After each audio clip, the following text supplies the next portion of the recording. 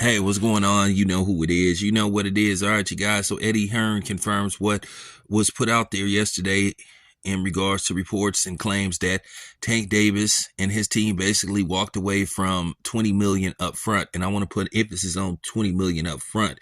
20 million up front and guaranteed was what Tank was going to get just for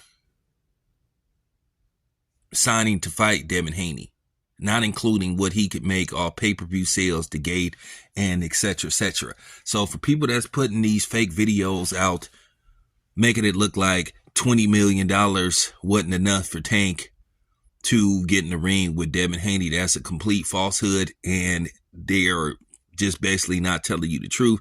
And this is what you call agenda-pushing media and agenda-pushing, content, where they're not telling you the whole truth. Well, you're going to get the whole truth from me.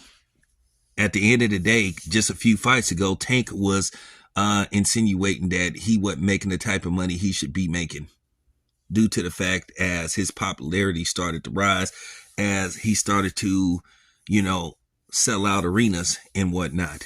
So let's not make it look like Tank Davis was getting max amount of money his past few fights. His biggest jackpot payday was his last fight with Ryan Garcia. So for people to try to make it look like he was just getting mass amount of money and like this is some kind of lowball bullshit deal to get him to fight Devin Haney, they full of shit and they creating falsehoods. But at the end of the day, I'm gonna basically speak on a lot of these dudes that's just basically hating on Bill Haney. At the end of the day, a lot of people are putting out agenda-driven, content and videos in regards to Tank Davis, basically trying to save face on behalf of Tank Davis. And that's where fanboyism come in, or they have some kind of vendetta or some kind of issue with Bill Haney, so they decide they're going to try to slander Bill Haney and try to protect Tank. And that's one of the biggest problems when you do this media stuff, the favoritism. But as I said before, I've explained myself. Of course, I have lines to Bill Haney, but at the same time, I can be objective. Everybody knows I call it right down the middle. I can be fair. And that's all I'm about, is trying to be fair. When Bill made his comments about Terrence Crawford basically fighting the weight drain Errol Spence, I didn't agree with that. So, that's just me. That's the difference between me and these other people. At the end of the day, Tank, for whatever reason, him and his people, I have an idea what it is. This is just their history with, the people that he's affiliated with, Al Heyman and the PBC, doing this kind of stuff. Throwing up roadblocks and preventing certain fights from happening, but Eddie Hearn, he basically confirmed that there was an offer. I know Eddie Hearn is lying.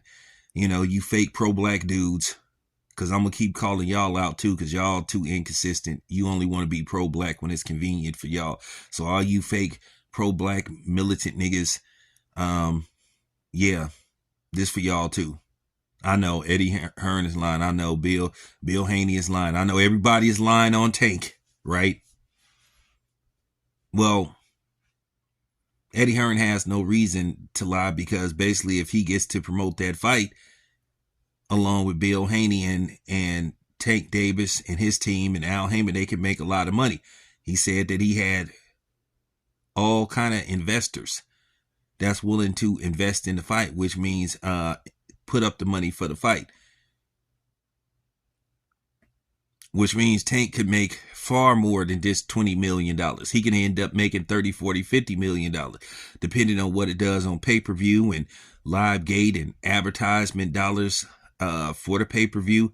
You can get possibly movie companies to invest in this fight, advertisement for upcoming films. So, at the end of the day, man, people putting out these falsehoods about Tank trying to protect him and stuff is just a bad look for Tank. And that's just the bottom line. Like I said, What reason do Eddie Hearn have to lie for? See, that's the difference between him and Al Heyman. When Al Heyman is just sitting up, hiding and having his people talk on his behalf. And this is the reason why people have a lot of these question marks around Al Heyman. Al Heyman's name is always mentioned when it pertains to the PBC. But as I said before, Al Heyman doesn't make himself available to talk to the media. And that's the biggest problem with Al Heyman. If Al Heyman would be a little more transparent and make himself available to the media, you wouldn't have these type of issues. And this is why a lot of times people are going to be inclined to agree with the people who basically is giving the media the information that they need to basically try to get to you guys on what's going on and why certain things are happening and not happening. So there you have it, But I'm going to do a live speaking on Tank, speaking on a lot of this stuff. So just stay tuned. But anyway, it's your boy Town Biz. I'm out.